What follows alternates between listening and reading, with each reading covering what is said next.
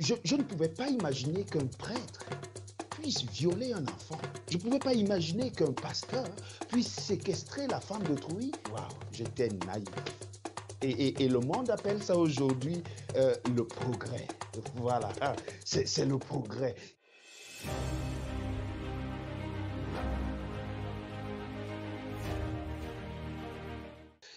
Vous savez, il y a jusqu'à pas longtemps, j'étais naïf. Ouais, j'étais naïf. Je ne pouvais pas imaginer qu'un prêtre puisse violer un enfant. Non, je ne pouvais pas imaginer ça. Je ne pouvais pas imaginer qu'un pasteur puisse séquestrer la femme d'autrui et avoir des rapports sexuels avec elle, prétendant ainsi la délivrer des mauvais esprits. Non, ça, je n'avais pas imaginé. J'étais loin de penser quand même qu'un enfant puisse poignarder son père en le regardant droit dans les yeux. Non, j'avais pas. J'étais naïf. Ouais, j'étais naïf. Rien à voir.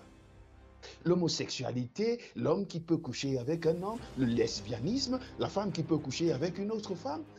Et d'ailleurs, on a tout fait d'inventer quelque chose d'intéressant, le mariage pour tous. D'ailleurs, tu peux te marier avec un animal. Waouh, j'étais naïf. J'étais naïf. Et le monde appelle ça aujourd'hui le progrès. Voilà, c'est le progrès que de voir des hommes coucher avec des hommes, des femmes coucher avec des femmes. C'est le progrès. C'est triste, voyez-vous, c'est très triste. Et voyons voir comment la Bible, elle appelle ce que nous considérons aujourd'hui de progrès. Comment est-ce que la Bible appelle cela? Nous sommes dans le livre de Osée, le chapitre 6, le verset 10, il est écrit: dans la maison d'Israël, j'ai vu des choses horribles.